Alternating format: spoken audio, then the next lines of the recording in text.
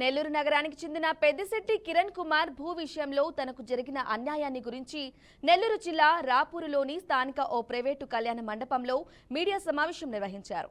ఈ సందర్భంగా పెద్దిశెట్టి కిరణ్ కుమార్ మాట్లాడుతూ తాను రావూరు మండలం పంగిలి గ్రామంలో 30 ఎకరాల భూమిని కొనుగోలు చేశారని, అయితే సదరు భూమిని అమ్మిన పేరం శ్రీనివాసులు రెడ్డి అనే వ్యక్తి తన భూమిలో వేసి ఉన్న జామాయిల్ చెట్లను అక్రమంగా నరికివేయడమే కాకుండా తనను అనేక విధాలా బెదిరిస్తున్నాడని, అతని వల్ల తనకి ప్రాణహాని ఉందని రెవెన్యూ వారు, పోలీసు వారు తన వద్ద ఉన్న డాక్యుమెంట్స్ ను పరిశీలించి తన భూమికి హద్దులు చూపించి న్యాయం చేయాలని కోరారు. అలాగే తనపై కక్ష పెంచుకుని తనను ఇబ్బందులకు గురి చేస్తున్న శ్రీనివాసులు రెడ్డిని కఠినంగా శిక్షించాలని కోరారు.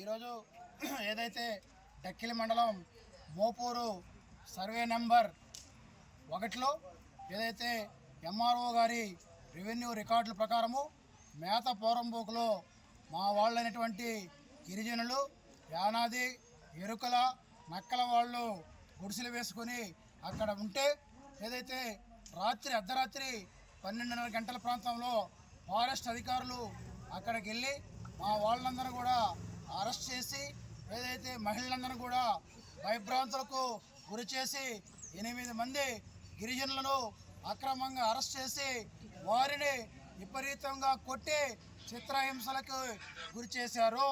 డీవియేషన్ పూర్తిగా లేనటువంటి పక్కన నేను కొట్టడానికి అని చెప్పి మనుషులు పిలిపిను. ఆయన శ్రీనివాసరెడ్డి ఫోన్ చేస్తారు, ఎస్ఐ గారు వచ్చి నన్ను కొట్టడం ఆపేయమంటారు. నేను ఇటు వచ్చేస్తాను, మళ్ళీ శ్రీనివాసరెడ్డి వెళ్ళి కొట్టుకొని మళ్ళీ వెళ్ళిపోతాడు. జరుగుతూ ఉండేది ప్రతిసారి ఏంటంటే నేను వెళ్తేనేమో ఆపేస్తాను, ఆయన వెళ్తేనేమో ఆపడం జరుగుతుంది. అది ఎందుకనేది నాకు కూడా అర్థం కావాలి. అసలు శ్రీనివాసరెడ్డి అనే అతని పేరు మీద 1 ఎకరం కాదు కదా, 1 సెంటు భూమి కూడా లేదు. ఆయనకి ఏ హక్కు ఉంటే ఆయన ఫోన్ చేస్తున్నాడు, నన్ను ఏ హక్కు కింద దాన్ని తీసుకొని నన్ను ఆపుతున్నారో నాకు అర్థం కాదు. దీనివల్ల ఏమవుతుందంటే నేను పెట్టుకున్నటువంటి కూలోళ్ళకి వీళ్ళకి ఆ రోజు వృత్తి పోవడం వల్ల నా జోబులోంచి డబ్బులు తీసేయాల్సి వస్తుంది.